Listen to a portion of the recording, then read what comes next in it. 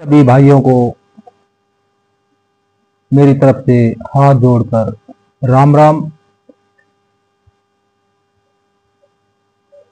बुद्ध का ज्ञान इस स्टोरी में होने से पहले इस चैनल को सब्सक्राइब और लाइक कर लें ताकि आने वाला वीडियो और नोटिफिकेशन भाइयों के पास तुरंत पहुंच जाए। राजा के यहाँ बुद्ध का जन्म हुआ। पिता ने ज्योतिषों को बुलाकर भविष्य पूछा।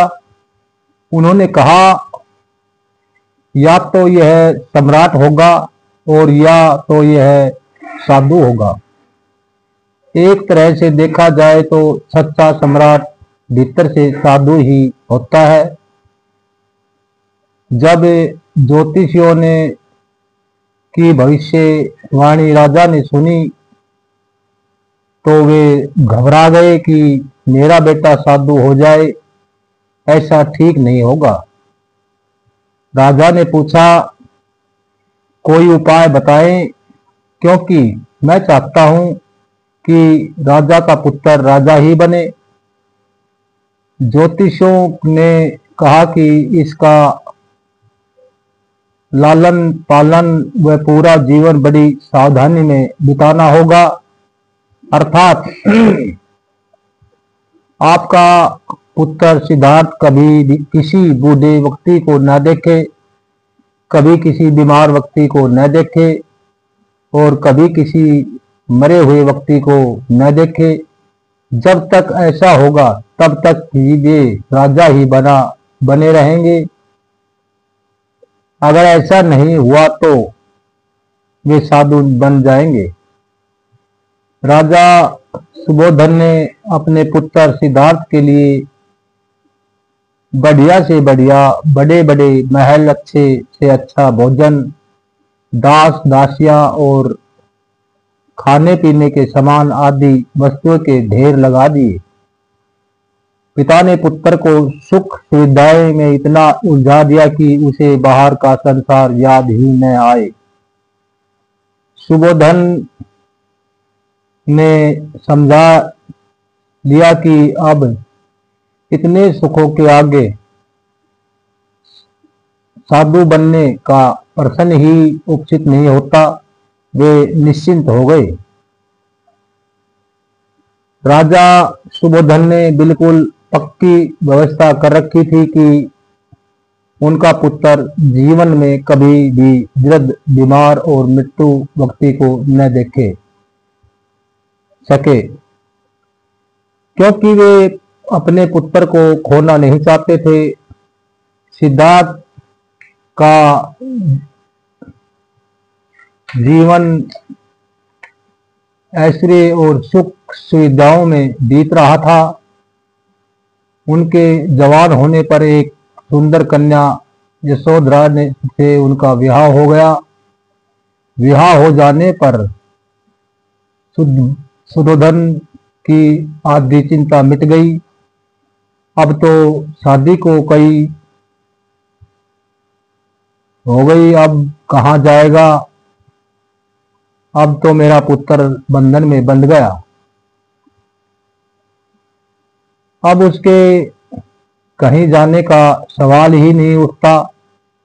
एक वर्ष बाद बेटे का भी जन्म हो गया। उसका नाम राहुल रखा गया।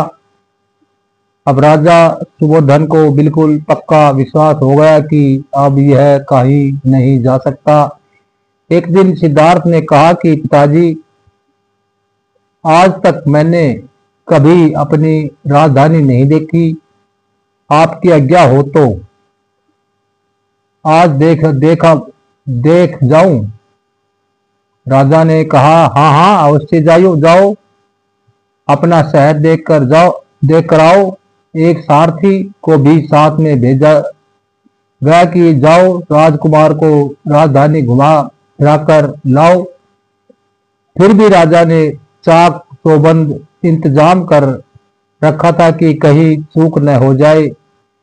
सिद्धार्थ के लिए राजधानी के प्रमुख मार्ग खूब सजाए गए थे, पर घूमते घूमते सिद्धार्थ ने थोड़ा उल्टा मार्ग ले लिया।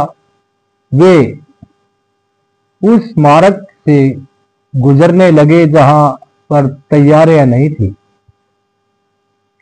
और आज उनको बहुत आश्चर्य हुआ जब पहली बार उन्होंने एक बूढ़े आदमी को देखा। कमर झुकी हुई, पूरी चमड़ी में झुर्रियां पड़ी थी। वह परेशानी और दुख से बेहाल था। उसकी चाल बहुत धीमी थी। बूढ़े की झुकी हुई कमर को देखकर सिद्धार्थ को एक झटका लगा और सारथी से उन्होंने पूछा, क्या एक दिन में भी बूढ़ा हो जाऊं? क्या एक दिन में भी बूढ़ा हो जाऊं? सारथी ने कहा, हाँ राजकुमार, हर व्यक्ति को जीवन में 3 अवस्थाएं आती है, बचपन, जवानी, बुढ़ापा। एक दिन तुम भी बुढ़ापे की अवस्था में आ जाओगे। हे राजकुमार, यह संसार का नियम है। चाहे गरीब हो या अमीर, सबका शरीर शिथिल अर्थात बूढ़ा होता है। राजकुमार सोचने पड़ गया। सारथी ने रथ को आगे बढ़ाया तो कुछ दूरी पर एक बीमार व्यक्ति मिला जो रोगों में घिरा हुआ था। उस पीड़ित व्यक्ति को देखकर राजकुमार का मन बहुत ही दुखी हुआ। राजकुमार ने पूछा, इसको क्या हुआ है? सारथी ने कहा, यह व्यक्ति बीमार है, इसलिए यह कर रहा है। इस संसार में दुख और सुख दोनों हैं। यह अपने अपने भाग्य की बात है कि कोई दुखी है तो कोई सुखी है। क्या मैं भी कभी बीमार हो सकता हूँ? सारथी ने कहा कि हाँ, आप यह विचार अभी छोड़ दे। समय बड़ा बलवान होता है। ये सारी बातें कर्मों पर निर्भर करती हैं। चाहे राजा हो या कि रंग, सुख दुख सब पर आते हैं। अगर शरीर में कोई रोग आना है तो वह आएगा। यह सब सुनकर राजकुमार सोचने पड़ गया। सारथी ने रथ को कुछ आगे बढ़ाया तो सामने 4 कंधों के ऊपर एक सारथी को जाते हुए देखा। राजकुमार ने ऐसा पहली बार देखा था। उसने सारथी से पूछा, यह क्या है? यह आदमी मर गया है। यह मुर्दा है। जो व्यक्ति मर जाता है उसको बांधकर शमशान भूमि में ले जाते हैं, फिर वहां पर उसे जला दिया जाता है। राजकुमार ने कहा, क्या सबको मरना पड़ता है? हाँ, सबको मरना पड़ता है। यह मृत्युलोक है। जो जन्म लेता है उसे कभी न कभी अवश्य ही मरना पड़ता है। तो इसका मतलब यह हुआ कि ठीक इसी तरह से एक दिन मुझे भी मरना होगा। मेरी देह भी मुर्दा होगी और मुझको भी 4 कंधों पर उठाकर ले जाया जाएगा। मुझे भी ऐसे ही रस्सियों से बांधा जाएगा। मेरे भी आगे पीछे घर के सदस्य रोएंगे, तड़पेंगे और जिस संसार को मैंने इकट्ठा किया है वह सारा का सारा मुझसे छूट जाएगा। इसका मतलब यह हुआ कि क्या एक दिन मैं भी मर जाऊंगा? क्या एक दिन यशोधरा भी मर जाएगी? क्या एक दिन मेरा राहुल भी मर जाएगा? सारथी ने कहा कि हाँ राजकुमार, एक दिन में भी मरूंगा, फिर भी मरेंगे, फिर आप भी मरेंगे, यशोधरा भी मरेगी और राहुल भी मरेगा, क्योंकि यह सब मरने के लिए ही पैदा होते हैं। उस रात सिद्धार्थ सो न सके। सोचने लगे कि क्या संसार में इतना दुख है, रोग है, बुढ़ापा है, और ऐसे में खा पीकर कैसे जी सकता हूं?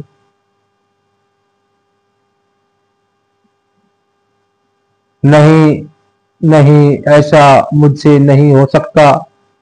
मुझे खोजना होगा कि उस तत्व को जो दुख, पीड़ा और शोक से रहित हो, जो भव, भय, भ्रम और भूल से परे हो, हरे हरे, जो अंत आनंद से भरा हो, जिसे पाकर फिर और कुछ पाने की इच्छा न हो। सिद्धार्थ वैराग्य के भी शिखर पर पहुंच चुके थे। बस उसी रात को उन्होंने घर छोड़ दिया, सारथी से कहा कि नगर की सीमा से दूर ले चलो। नगर के बाहर पहुंचकर सारथी को लौटा दिया। फिर कई दिनों तक वन में चलते गए। एक घने पीपल के वृक्ष के नीचे आसन लगाकर ध्यान में लीन हो गए। ओम नमो बुद्धाय नमः।